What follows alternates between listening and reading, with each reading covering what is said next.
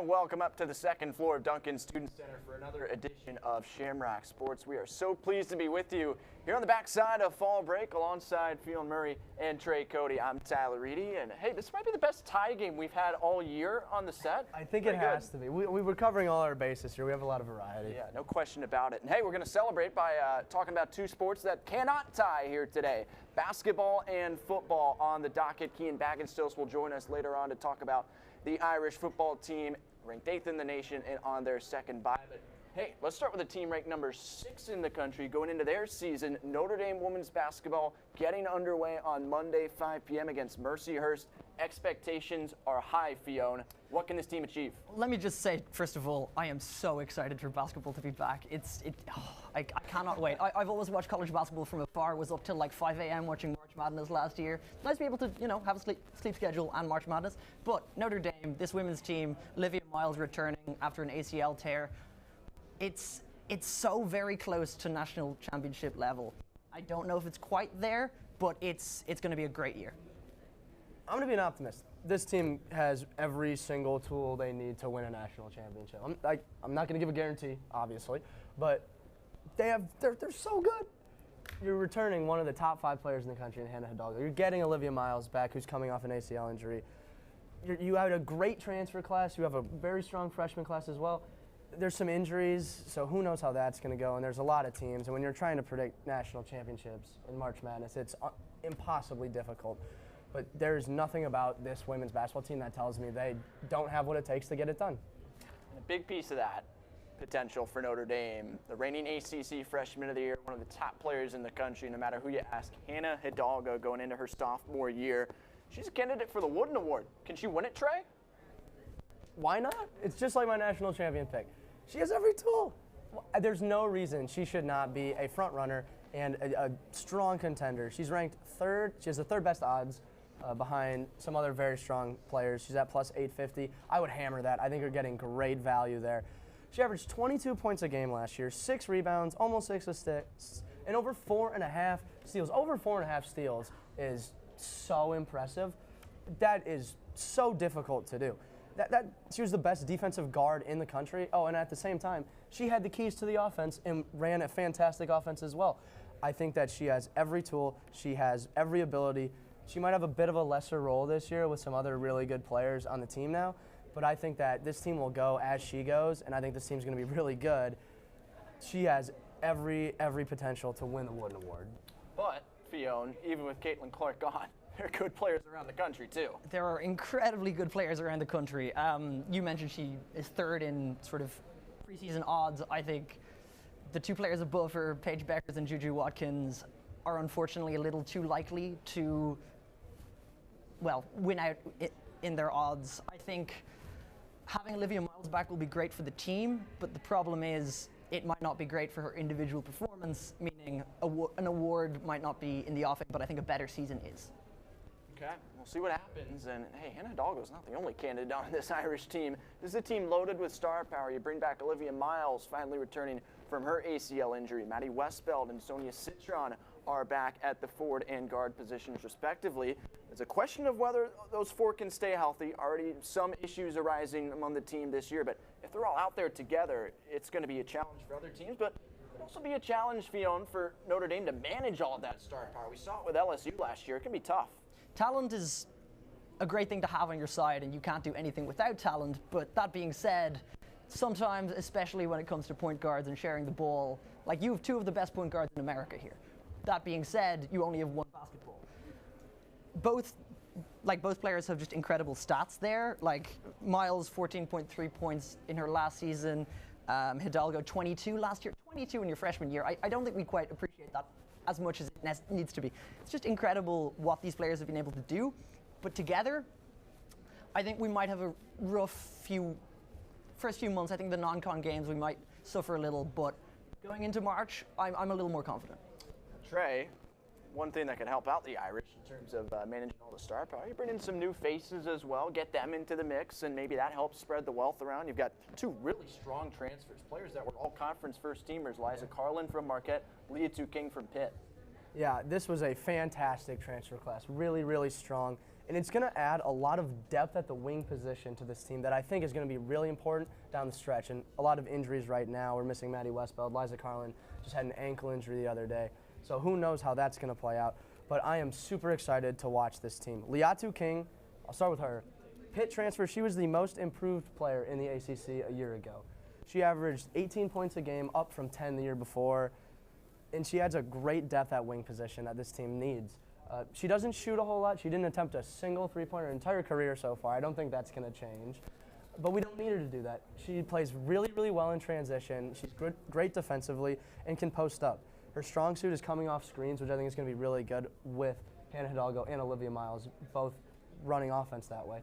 And then Liza Carlin, while plays a similar position, is a similar size, completely different offensive style of game.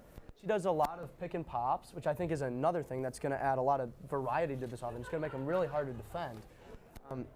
And she's really good facing up. She catches the ball in the mid-range, squares up, and then she can pass off that with cutters. Or if the defender's backing off her, she's a really good mid-range jump shot. She shot over 2 threes a game last year and shot around 30%. I think that both of these transfers add so much at the wing position and the forward position that this team is going to really, really need and enjoy down the stretch come March. Only one freshman on this year's team, but Fiona, a really good one in Kate Koval in the middle. I am so excited to see Kate Koval start playing. She's also European like me. I hail from the Emerald Isle, but she's coming from Ukraine. She did her high school at Lutheran High School in Long Island. She's, I think, has every potential to be an all-conference level player here. I think she even has the potential to space the floor. The amount of threes she took kind of varied throughout high school, but she's got a great post game. Nikola Jokic is her favorite player, if you want to make the European comparisons, but overall, a great addition. Certainly, and plenty of them for Notre Dame going into the season. Again, the opener 5 p.m. Monday against Mercyhurst. Coming up on the other side of this break, we're going to celebrate the day after Halloween, I guess, with a little bit of trick-or-treat for Notre Dame football. Talk about what we like going into November and what might not be as valid for the Fighting Irish. Kean Bagenstos joins us on the other side. No ball? Let the seasoned ball knowers at Shamrock Sports get you up to date on all things ball around Notre Dame. Shamrock Sports airs 3:30 p.m. every Friday right here on NDTV. Go Irish.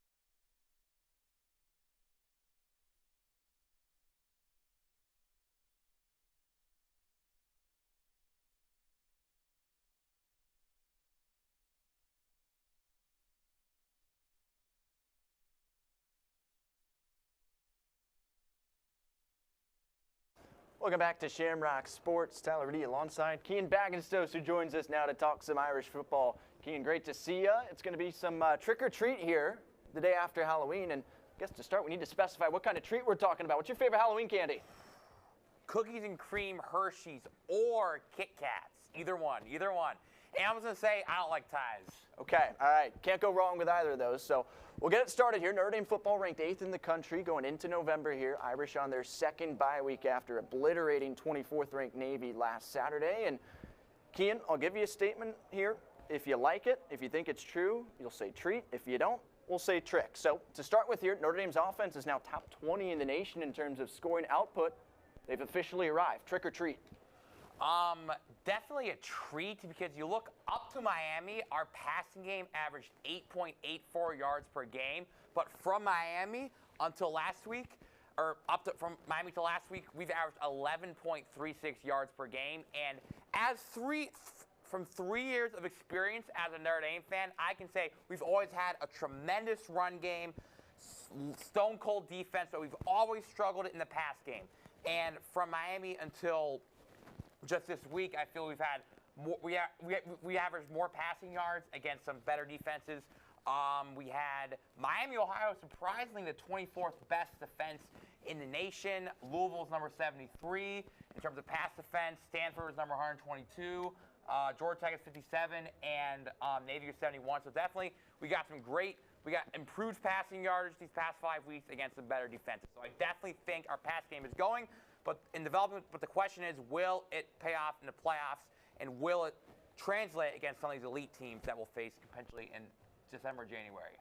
So that offense has helped Notre Dame to a 6-game win streak. Irish at 7-1 now, and people are starting to ask, with Notre Dame now with 3 wins over teams ranked at the time of the game, does the Week 2 home loss to Northern Illinois matter anymore? Is the significance of NIU fading? Trick or treat? I'm going to go trick because I'm going to give a school analogy here, right? You bomb the first exam. You kind of regroup, lock in, and then you do good on every single assignment. When you're calculating that final grade, the first exam still counts. Likewise, yes, we've really gotten better. We've gotten some great wins, but the NIU loss will still be considered by the committee when we're talking should the Irish be put into the playoffs. And compared to some of those other one-loss teams, our loss does not exactly check out. For example, Clemson, their one loss was against Georgia. Boise State, shout out to JT, the best running back in the country.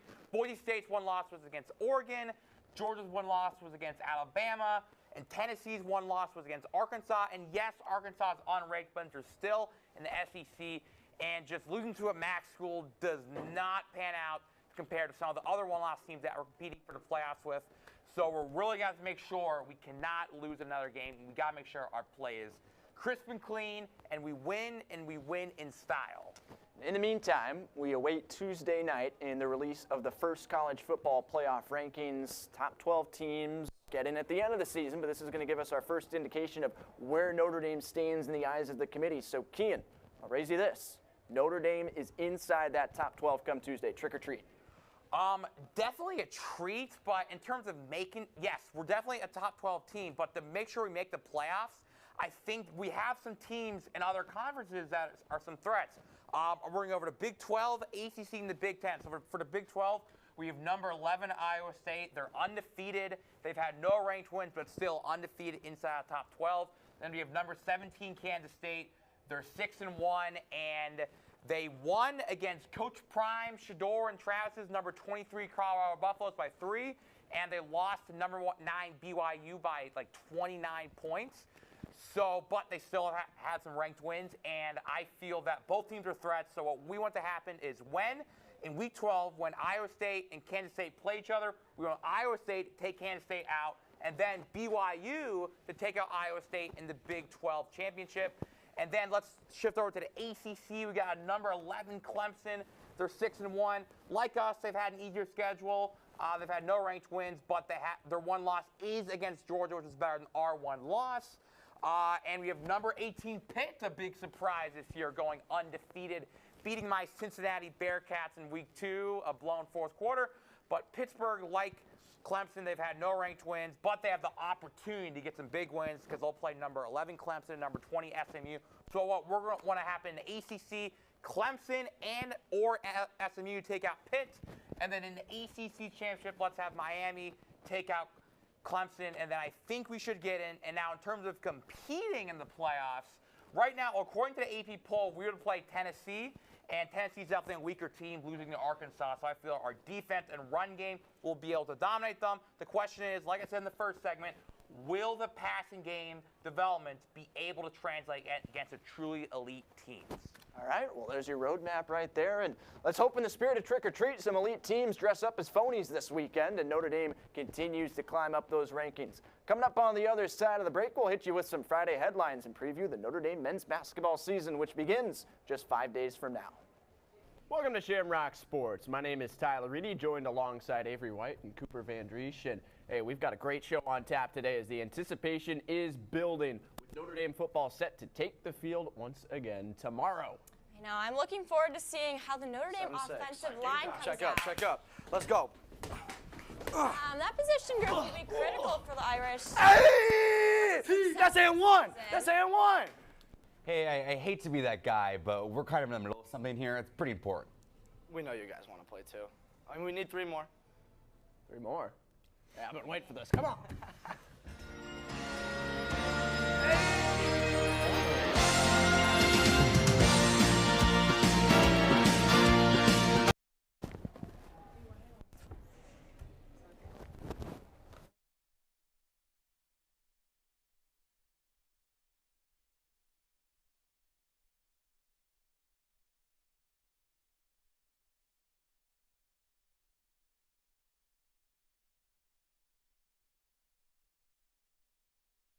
Welcome back to Shamrock Sports. Our coverage of Notre Dame basketball continues in a moment, but first we've got plenty to catch you up on elsewhere in Fighting Irish athletics. Last night, the 13th ranked Notre Dame women's soccer team clinched a spot in the ACC tournament with a 3-2 defeat of Pittsburgh on the regular season's final match day. Freshman forward Izzy Engel tallied 2 goals, bringing her to 15 on the season. Good for second in the conference, and with the 6th seed in the ACC tournament, Notre Dame will begin postseason play at 3rd-seeded Florida State Sunday at 8 p.m. The Notre Dame men's soccer team will finish its regular season at number 5 Duke tonight in Durham, North Carolina. Since switching to graduate student Colin Travassos in goal a week and a half ago, the Irish have won 2 straight matches, shutting out both UIC and Cal. At 7-3-5 overall and 3-2-2 in ACC play, Notre Dame has a chance to bolster both its conference and postseason tournament positioning at 7 p.m. this evening. Also at 7 o'clock tonight, 19th-ranked Notre Dame hockey will start Big Ten conference play by hosting Wisconsin at Compton Family Ice Arena. The Irish went 4-2-0 in October and enter the weekend with junior goalie Owen Say leading college hockey in save percentage at .969. Wisconsin swept Notre Dame in the season series last year, but is off to a rough start this year at 1-5-0. Finally, the Notre Dame volleyball team has a high-profile home match coming up Saturday at 3 p.m. inside Purcell Pavilion. The Irish will host number 4 Louisville for the second leg of a home-away series after dropping a 3-0 match to the Cardinals on Wednesday. Notre Dame is looking to snap a 7-game losing skid and win for the first time since October 6th. Coming up on November 6th, Notre Dame men's basketball is going to open up the season, and let's bring on Fionn and Trey once again to preview the Irish home opener against Stonehill this Wednesday evening at Purcell Pavilion. And this men's basketball team, momentum's the big word to use to describe this program right now. Micah Shrewsbury, first year a season ago, slow start, but really started to build in the ACC play. Recruiting has picked up as of late, and now we ask, can the momentum continue into year 2? I am so excited for this season of college basketball. This is my bread and butter. This is my thing. And it's going to be different than last year in the most great way possible. No one's predicting us to win a national championship. We're not even close, but we're getting closer, and that's what matters. I think Micah Shrewsbury, when I talked to him at the end of last January, he told me that the next 2 months to close out the season, regardless of how the team performed, it was about culture setting. It was about playing as a team and building culture, getting buy-in from some of those young guys. And I think that has happened. I went to an open practice a week or 2 ago here on campus. The feel around this college basketball team is so different than last year. Everyone is excited, everyone's bought in, and we're looking to build on some of those really big wins we had at the end of last year. We beat Clemson in the regular season, who we all know went on an Elite 8 run. We beat a really, really good Wake Forest team. We competed with Duke. We played really well at the end of the season, and I think that's going to get some very good momentum carrying over into this year. I don't think we're going to shock the world and be a top 5 seed in the tournament, but I think that we could certainly be flirting as a bubble team, maybe, to make a tournament when a lot of people are predicting us to be a lot lower. And a big reason for Notre Dame's success last year, now going into this year, Fionn, the Mishawaka man. Marcus Burton leading the backcourt for Notre Dame, a terrific player as a freshman a season ago. And now he and this Irish backcourt, along with Braden Shrewsbury, who had some big performances last year, look for continued development. What are you looking for from those two, and Burton specifically, going into this year? Well, Marcus Burton now has far more weapons to deal with. He is just such an athletic player. Like, he's not 6 foot. He's not 5'10". He's maybe 5'9". Like, they list him at 5'11". That's not how tall Marcus Burton is. He gets blocks. He gets steals. 1.9 steals last year. He's, I think, 17.5 points last year. I would expect that number to go up. I would expect the assist number to go up even more. I think it's just a better team around him, and that's how a point guard thrives. Trey, I mean, on the other side of it, you can add on to Burton as well, but definitely want to talk about the big man play as well. It's not quite the hedging screens demonstration here today, but we've got a lot to cover. Kerry Booth, the most notable loss, transferring to Illinois, but you bring back Keba Jai and Tay Davis, and Notre Dame has a chance to take some strides forward and find more of an identity in the paint. Yeah, first of all, I'll start with Burton. The one thing, and that I think I totally agree with everything you said, the one thing that I think is going to be massive for him this year is the addition of a three-point jump shot. He shot 30.0% from three last year on the nose. I think that was pretty cool. But that number's going to go up. Seeing him, how he played in the scrimmage the other day against Purdue Fort Wayne, and how he's been playing in practice, he is shooting the ball with confidence, and he's shooting it a lot. I think that adds so much, and it's going to force people to try to run him off the line a little bit more. And for someone that can get downhill like he can, I am really excited to watch how that dynamic plays out. Now that teams have to respect him on the perimeter even more so than they did a year ago. To get to the front court, this is kind of where the team slips a little bit, in my opinion. We get back starting center Keba Jai, who averaged 4 points a game last year, only shooting 37% from the field as a center who doesn't take jump shots. That's not a good look. I'm really hoping that number goes up. If Keba Jai can be a little bit more efficient in the paint and get a little bit more rebounds, I think that really adds something to this team. Another big man that I'm looking to kind of replace that Kerry Booth role a little bit is Burke Chebuhar, the Lehigh transfer.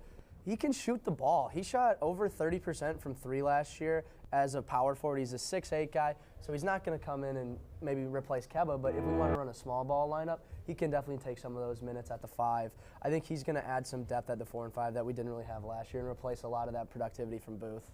We know that the big recruits are coming. Look at Jalen Harrelson and some of the others Micah Shrewsbury's picked up within the last month, but let's talk about the guys that are here now and new to the squad. You've got 3 transfers, 4 freshmen going into this year's team. Fiona, who do you have your eye on as someone who could make an instant impact for Notre Dame coming in? So it may not be the name that jumps off the screen, but as a European, it seems that it's just the role I'm in here. I'm sensing a trend here. I'm sensing a trend. European big men, or European bigs. It's Nikita Konstantinovsky. He's also got the rebounding skill that Kate Koval does, but he comes with a lot more experience. He's coming here from Monmouth. From Monmouth. Yep. There we go. Monmouth. CAA. My bad. There's a lot of names. New American universities. A lot of names to learn. But so many.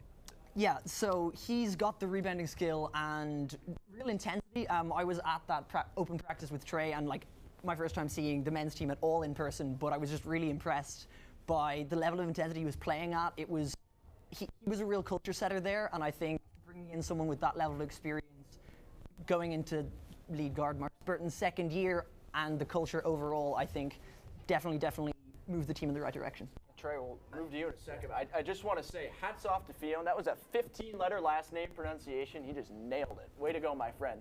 Trey, your thoughts on the newcomers? I think that the transfer class was not ranked very highly. Mm-hmm. There's one transfer that this team got that I think is going to have a huge impact immediately, and that's Matt Alaco. He was a Princeton guard. We're probably going to start him at the small forward position alongside Braden Shrewsbury at that wing position. He shot 42% from three last year, 45% from three his freshman year at Princeton a few years ago. He's a shooter. He moves really well off the ball. He can catch and shoot. And I think the one thing that he adds, other than just a veteran presence, is he takes so much pressure off of Braden Shrewsbury to shoot the 3 last year. Braden Shrewsbury, not a great start to the year. He had a lot of pressure. He was our only guy that could really put up numbers from outside.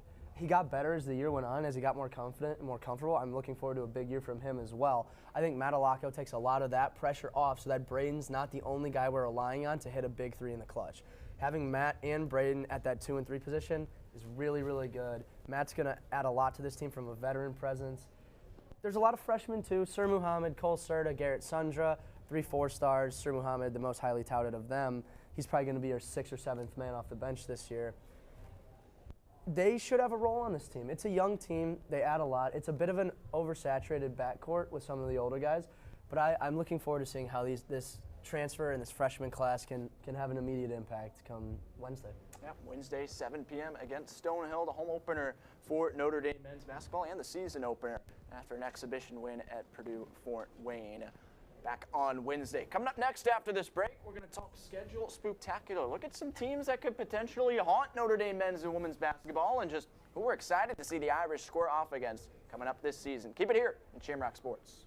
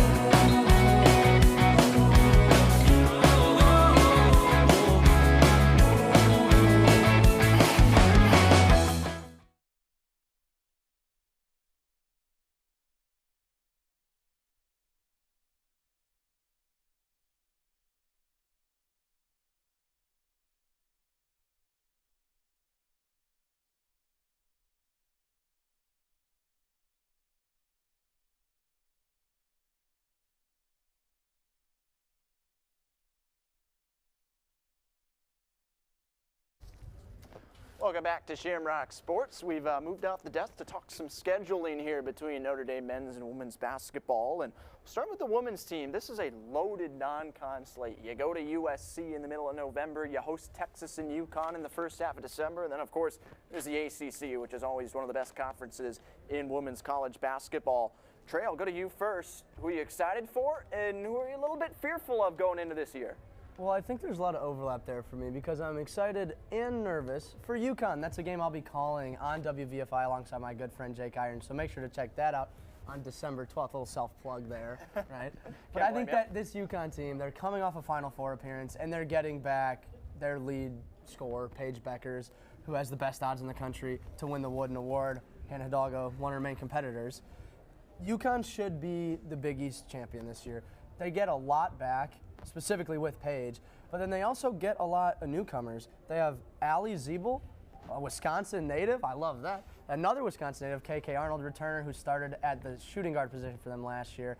They have a lot of good returners, a really good freshman class. They got Sarah Strong, the #1 recruit in the country last year. UConn scares me a little bit. I think that's going to be a really good test kind of early in the season. There's a lot of those. I think UConn's the one that I'm looking forward the most to, but also the most nervous for to see how we can compete with a team that went on such a great run last season. All right, and Theo, what do you look for when you observe this schedule for Notre Dame women's hoops? I hate to keep the UConn theme going, but UConn is the team I'm most excited to see. When I saw that result, I was still back home. I'm only here for the semester, so this is the marquee matchup that I am here to see. I was, again, up late watching players like Paige Beckers play super late into the night back home. It's going to be so nice to watch it live and in person. That's incredible. In terms of fear and spook, that's USC for me. I think playing USC away, especially given their huge transfer, biggest transfer of the summer on the women's basketball side, Kiki Iriafen coming from Stanford, where she was teammates with Cameron Brink. Now no more Tara Van de Veer. That program's kind of going into rebuild phase. She moves to USC, where you have now just a lot of firepower, and I see Juju Watkins getting a whole lot better. That's the matchup that I worry about most for this backcourt that are really only just getting to know each other. So that's going to be a real test. If they get through that, I think my ceiling goes to national championship. Okay, so then right after that USC matchup, the men's basketball team on the other side goes to Vegas for the Players Era Festival. And Trey, you've got your eye on some potentially tough, frisky matchups for the Irish there out in Nevada? Yeah, and my pick for the scary matchup was Alabama before they decided to just completely change the entire format of the tournament 2 weeks ago, which makes no sense. Alabama's my national champion pick. But this Houston team is very similar to that Alabama team, as in they went on a good run last year. They lost in the Sweet 16 to a Duke team, but they were dealing with a lot of injuries there. They won the Big 12 in their first year as conference members, and Kelvin Sampson, one of the best coaches in the country, he's going to have his team ready. They're preseason AP 4 in the country. Get a lot back with guys like Emmanuel Sharp, LJ Cryer, pretty good transfer class as well. And I'm not scared of them in terms of we're going to lose, because we're going to lose. I'm scared of them in terms of if we cannot compete with a team at that level, that really dampens my expectations for how this team's going to compete in ACC play. I think if we can keep it close and show some glimpses that we can compete on a level like that, it means so much going forward in the future and gives confidence to this team for the rest of the season. And if that doesn't happen, it could be a rough time come December. All right, Trey Cody keeping it real. That's why we love him around these parts. Now, the game before Houston for the Irish, a First Four 2022 rematch against Rutgers. That was a great game, went to overtime, and feeling you've got your eye on that one to start the Players Era Festival. I am excited and nervous for that game because Rutgers are coming to the season ranked 25th in the nation. They had an incredible recruiting class. That being said, you worry that Notre Dame can't compete there, and if they can't compete there, like you're saying Houston is a potential banana. I think Houston, no matter what happens there, it's a learning experience. If Rutgers, that could be a moment where it's like, oh my God, we competing with Rutgers? Or it can be like, oh, that was embarrassing. So Rutgers might be better than that 25th ranking makes them. We'll see what happens there, but I think that one will be more telling than that one's on the 26th, I believe, in November. On the 28th, the Houston game. I think that's a foregone conclusion, unfortunately. Okay, so season starts on Monday for the women, on Wednesday for the men, and coming up on the other side of this break, even though it's a bye week, even though we're talking hoops, Shambookie's still here, folks. Even on the other side of fall break, we're going to talk our picks coming up this season, some over-under player props for totals all year long, and then, of course, the win totals. How many do you think the Irish men and women are going to win this year? That's coming up as you're watching Shamrock Sports on NDTV. Hey Irish, if you want to hear the news from campus this week, watch some exciting segments, or learn about this coming weekend's campus events, make sure to tune in to ND Sunrise, which airs every Friday morning at 9 a.m. on the NDTV YouTube channel. Welcome back to Shamrock Sports. Our final segment of the day here as we're previewing Notre Dame men's and women's basketball and hitting some player props for totals on the season. Trey, we'll start with you here.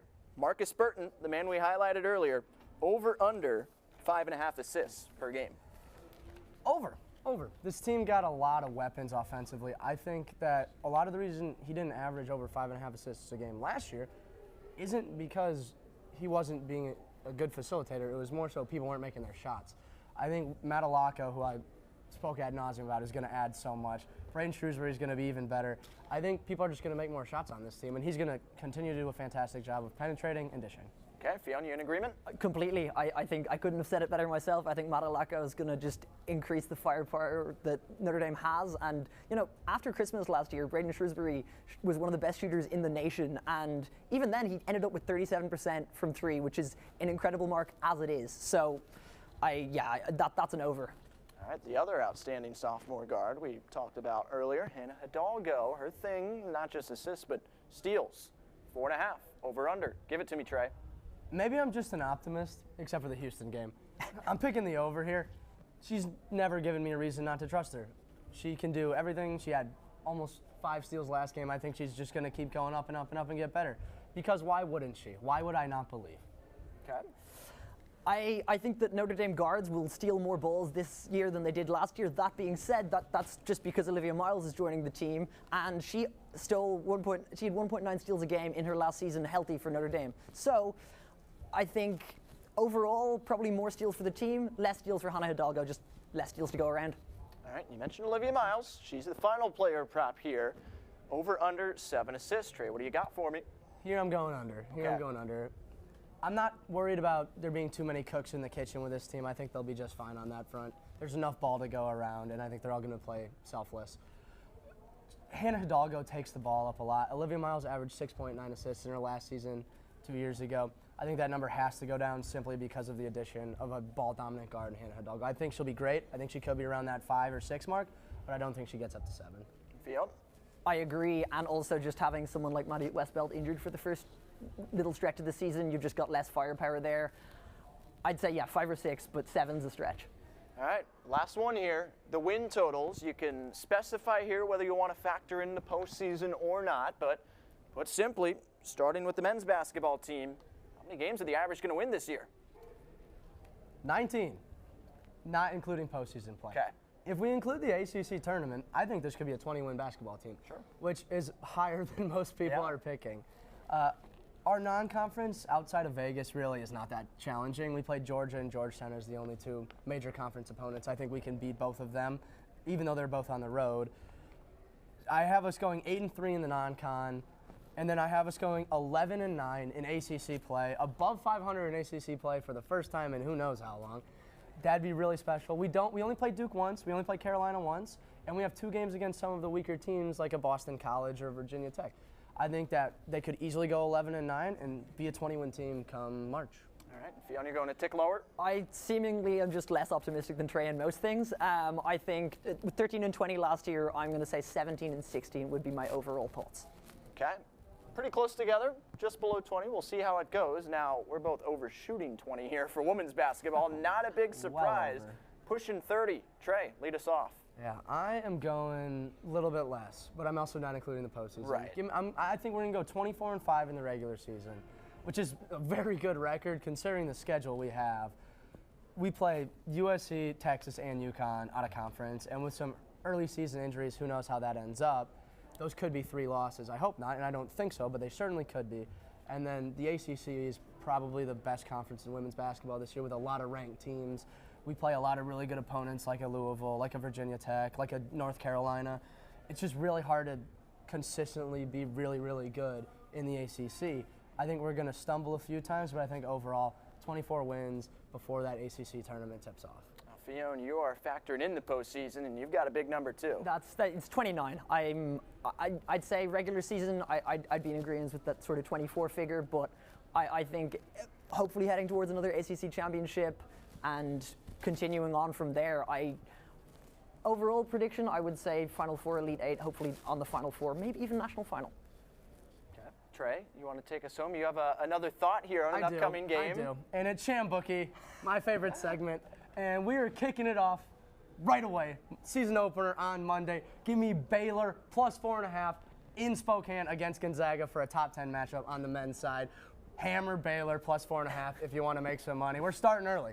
We're starting early, and we're making money all season. All right, you heard it here first. Bet Baylor, go Irish, and keep it right here to Notre Dame Television. Big week coming up next week. Got our election coverage in the early part of next week, and then the Florida State preview a week from today on Friday as the football team returns to action. It's going to be a great one. Big thank you to our whole team behind the scenes today for Keenan Bagenstos, Fiona Murray, and Trey Cody. I'm Tyler Reedy. And thank you, as always, for watching. This has been Shamrock Sports on Notre Dame Television. Have a great weekend.